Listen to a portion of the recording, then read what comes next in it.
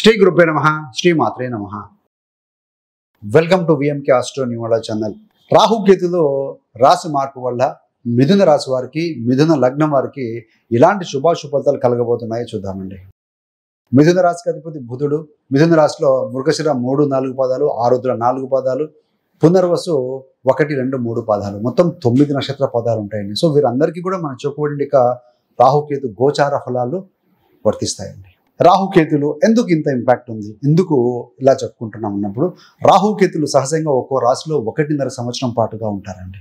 12 రాశులు తిరగటానికి 18 సంవత్సరాలు పడుతుంది. ఒక్కో రాశిలో 18 నెలలు ఉంటారు కదా. మీన రాశిని వదిలి రాహువు 9వ స్థానమైనటువంటి యొక్క కుంభరాశికి రాబోతున్నారు. కుంభరాశి అనేది శని అధీన రాశి, మూల త్రికోణ రాశి శనికి. శని బలవంతుడు, రాహు బలవంతుడు ఈ యొక్క కుంభంలో అండి. సహజంగా రాహుకేతులకి, రాహుకి వృషభము, కేతువుకి వృశ్చికము బలమైన స్థానాలు. అక్కడ ఎలా ఉంటాడో అంతకన్నా బలవంతుడుగా ఉంటాడు మూల త్రికోణ కుంభరాశిలో. ఎందుకనంటే కుంభరాశి మనం కనుక సింబల్ చూస్తే ఒక కలశం, ఒక కుండతోటి ధారాళంగా నీరు పోస్తున్నట్టుగా ఉంటుందండి. దీనికి ఒక స్టోరీ ఏంటంటే, అమృతం కోసము దేవతలు రాక్షసులు పోటీ పడుతూ సముద్ర మదనాన్ని చేస్తూ ఉన్నప్పుడు, చిలుకుతూ ఉన్నప్పుడు, ఈ యొక్క కూర్మావతారంలో విష్ణుమూర్తి తన బ్యాక్ సపోర్ట్ చేస్తూ ఉంటాడు.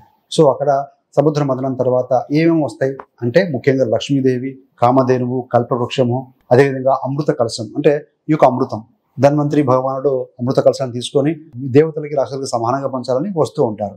సో విష్ణుమూర్తి ఏం ఆలోచిస్తారంటే, మోహిని రూపం అవతారం ఎత్తాడండి. సో రాక్షసులు కనుక ఈ అమృతం ఇస్తే, చిరంజీవిత్వం వస్తే కనుక ప్రపంచం నాశనం అవుతుందన్న ఉద్దేశంతో మోహిని రూపాన్ని ధరించి దేవతలకు వస్తూ ఉంటారండి. ఇది గమనించినటువంటి యొక్క స్వర్భాను అనే రాక్షసుడు దేవతల వరుసలో కూర్చొని తీసుకుంటాడు. సో అది అమృతాన్ని తాగుతాడు. వెంటనే ఇది గమనించిన రవిచంద్రులు ఈ మోహిని రూపంలో ఉన్నటువంటి యొక్క విష్ణుమూర్తికి సైగ చేయడంతో ఆయన గమనించి తన సుదర్శన చక్రంతో ఈ స్వర్భాను ఈ యొక్క కంఠాన్ని ఖండించి వేస్తారండి.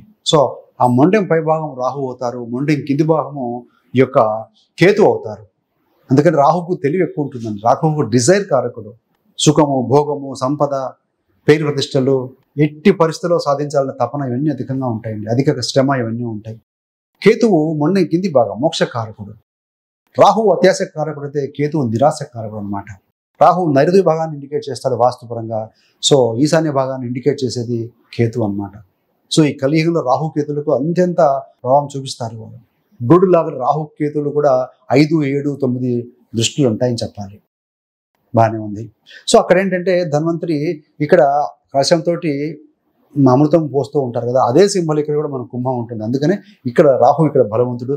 సో ఇష్టపడతాడు ఇక్కడ ఉండడానికి. అదేవిధంగా వాయుతత్వ రాశి కూడా వేగంగా, వాయువు అంటే ఏంటి, వేగంగా ఆలోచించి కూడా. So unconventional thinking, different thinking, creativity, ఇలాంటివన్నీ, క్లబ్స్, నైట్ యాక్టివిటీస్, ఇవన్నీ కూడాను రాహువే జూదము, గ్యాంబ్లింగ్ ఇండికేట్ చేస్తూ ఉంటారండి.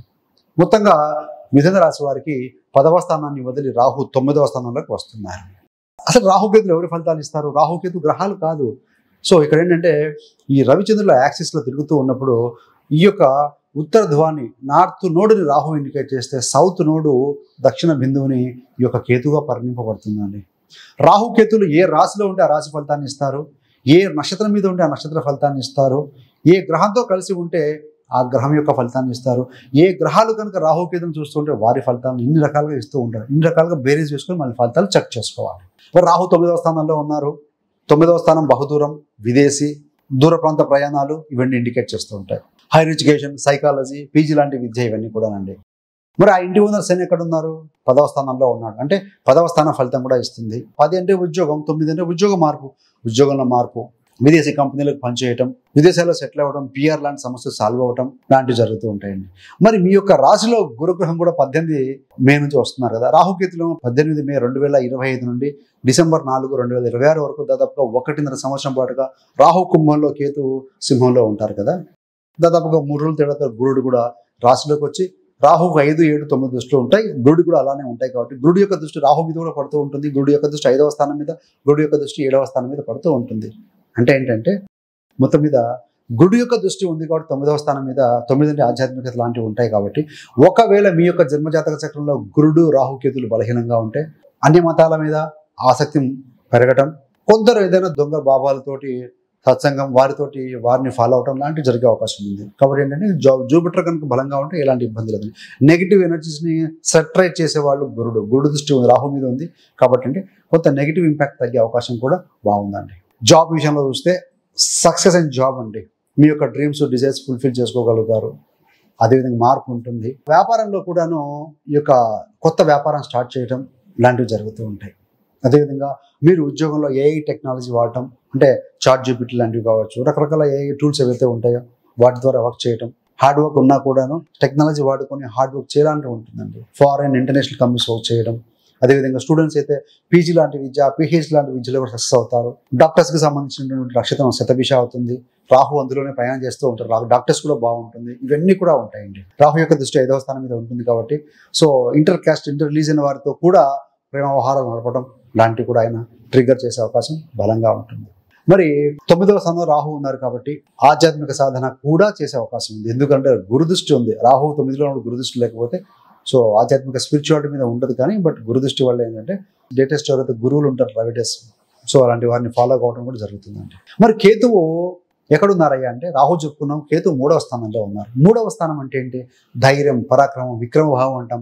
యంగర్ సిబ్లింగ్స్, అగ్రిమెంట్స్, దగ్గర ప్రయాణాలు, దూర ప్రయాణాలు ఇవన్నీ ఇండికేట్ చేస్తాయండి. సో ముఖ్యంగా మిథున రాశి వారు మీ యొక్క సిబ్లింగ్స్ తోటి, మీ యొక్క తోబుట్టులతోటి కొంత జాగ్రత్తగా మెలగండి. మాట పట్టింపులు, ఈగోస్ లాంటివి వచ్చే అవకాశం ఉంటుంది. కాబట్టి అదేవిధంగా నైబర్స్, కొలీగ్స్తో కూడా చిన్న చిన్న ఇబ్బందులు, మాట పట్టింపులు రాకుండా చూసుకోగలరు. సో 3వ స్థానం పరాక్రమ స్థానం. సో మీరేంటంటే రిజల్ట్ రావాలంటే you have to work hard. Massive action plan ఉంటేనే మీరు సాధించగలుగుతారు. సో కొన్నిసార్లు ప్రొక్రాస్టినేషన్, పోస్ట్ పేమెంట్ ఆలోచనలు వస్తూ ఉంటాయి.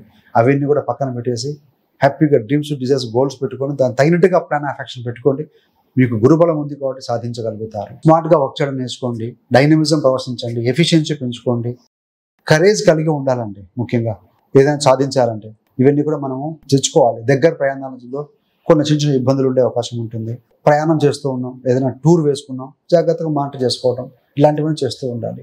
అదేవిధంగా మీరు ఏదైనా గవర్నమెంట్ సంబంధమైన వాటితోటి అగ్రిమెంట్ చేసుకుంటారు. రవి రాశిలో ఉన్నారు కేతువు. రవి గవర్నమెంట్ ఇండికేట్ చేస్తుంది. గవర్నమెంట్ అధికారులతో కావచ్చు మెలిగేటప్పుడు జాగ్రత్త. గవర్నమెంట్ సంబంధించిన ప్రాజెక్టు డీల్ చేసేటప్పుడు కానీ, సైన్ చేసేటప్పుడు కానీ 1కి 2 సార్లు చెక్ చేసుకోండి. సో రాహు శుభ ఫలితం ఇస్తున్నారు. కేతు 3వ స్థానంలో ఉన్నారు కాబట్టి సో మీరు దీన్ని తగినట్టుగా రెమెడీ చేసుకోవడం మంచిది. మీకు కనుక రాహు దశ కానీ, రాహు అంతర్దశ కానీ, కేతు మహర్దశ కానీ, కేతు అంతర్దశ కానీ, మీకు కనుక 7వ నెంబర్ వారు కానీ 4, 13, 22 తేదీలు పుట్టినా సరే, మీకు 7వ తారీఖు, 16వ తారీఖు జన్మించిన వారైనా మీకు కూడా ప్రభావం ఉంటుంది. మీ బర్త్ నెంబర్ అయినా, డెస్టినీ నెంబర్ అయినా చూసుకోండి. దశలు కానీ, అంతర్దశలు కానీ, ప్రతి దశలు కానీ జరుగుతూ ఉంటే కూడా మీ యొక్క ఫలితాలు మీరు హ్యాపీగా చూసుకోవచ్చు. మీ యొక్క జన్మజాతక చక్రంలో రవి, సో యొక్క రాహు కేతువులు బలహీనంగా ఉన్నప్పుడు శని అంటే ఉన్నారు కాబట్టి శని ఫలితం కూడా ఇస్తారు కాబట్టి సో వాటికి సంబంధించినటువంటి రుద్రాక్షలు ధరించడం కావచ్చు. ముఖ్యంగా రాహు కంట్రోలింగ్ దుర్గా అమ్మవారండి. కేతుకు అదేవత గణపతి దుర్గా ఆరాధన, శివారాధన చేస్తూ ఉంటే మంచి ఫలితాలు ఇస్తారు. ఇక్కడ మీకు కనుక చాలామంది అడుగుతుంటారు కామెంట్స్, ఏ రుద్రాక్ష ధరిస్తే బాగుంటుంది అన్నప్పుడు ముఖ్యంగా శనికి సంబంధించి 7 ముఖాల రుద్రాక్ష మంచి ఫలితం ఇస్తుంది. రాహువుకు సంబంధించి అష్టముఖి రుద్రాక్ష మంచి ఫలితం ఇస్తుంది. బుధ రాశిలో ఉన్న గురుడు యొక్క దృష్టి కూడా పడుతుంది.